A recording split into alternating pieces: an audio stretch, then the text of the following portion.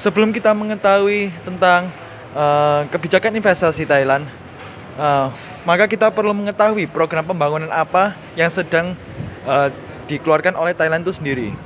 Memiliki program pembangunan ekonomi yang bernama 20-Year National Development Strategy, di mana suatu program yang dikeluarkan oleh pemerintah Thailand untuk menjadikan Thailand sebagai negara yang berpendapatan tinggi pada tahun 2037.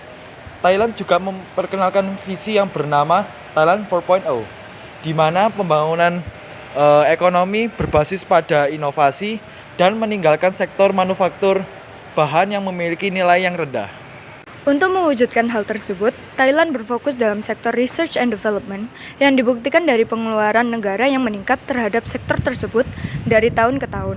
Keseriusan pemerintah Thailand dibuktikan dari pemberian berupa bebas pajak dari Dewan Perpajakan sampai 13 tahun hingga 15 tahun jika dipertimbangkan sebagai high impact investment dan pemberian insentif dan dukungan untuk kapasitas inovasi.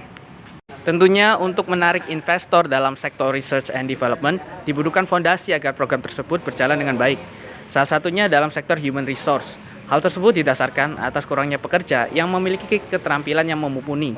Jumlah pekerja tersebut hanya memenuhi 10% dari permintaan pasar, sedangkan permintaan meningkat sebesar 50% pada tahun 2013.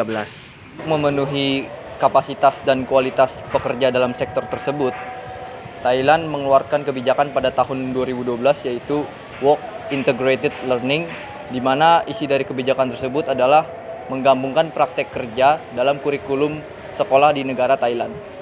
Kebijakan ini merupakan kerjasama antara pemerintah Thailand dengan FDI yang berinvestasi di negara Thailand. Salah satu tujuan dari kebijakan ini adalah untuk memperkerjakan para pelajar yang telah lulus dari sekolah dan sudah memiliki kemampuan dan skill yang dibutuhkan untuk bekerja di salah satu perusahaan FDI yang berinvestasi. Selain itu, Thailand mengimplementasikan kebijakan lokal yang dapat memengaruhi kerangka kebijakan dalam memfasilitasi investasi pada aset pengetahuan.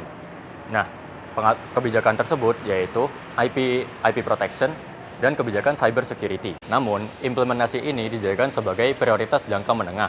Sedangkan untuk perubahan yang lebih luas seperti proteksi investasi dijadikan sebagai satu kebijakan.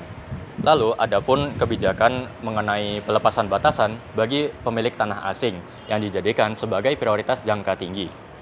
FDI memiliki peran yang sangat besar dalam proses industrialisasi di negara Thailand. Pada periode awal, perusahaan-perusahaan di Amerika Serikat adalah yang menguasai atau yang mendominasi FDI di negara Thailand. Namun pada tahun 1980-an, investasi Jepang mengalahkan investasi Amerika Serikat sekitar 3 kali lipat. Beberapa investasi melibatkan perusahaan Jepang dalam proyek lonjakan tarif untuk merakit mobil dan peralatan dan barang-barang rumah tangga dari komponen impor untuk penjualan domestik. Tetapi investasi asing di sektor mobil, elektronik, dan tekstil juga memungkinkan peningkatan ekspor di sektor tersebut. Kita bisa lihat di grafik di samping menunjukkan jika FDI dalam PDB meningkat menjadi 50% pada tahun 2017. Berdasarkan hasil perhitungan statistik UJT dari situs worldbank.com menunjukkan bahwa FDI memberikan pengaruh yang positif dan signifikan pada pertumbuhan infrastruktur di Thailand. Berdasarkan tabel di samping ini bisa kita lihat bahwa perhitungan FDI dengan T-Hetung sebesar 6,297 lebih besar dari T-Tabel dan T-Sing. Hasil menunjukkan bahwa pemasukan FDI memberikan pengaruh terhadap pertumbuhan ekonomi Thailand.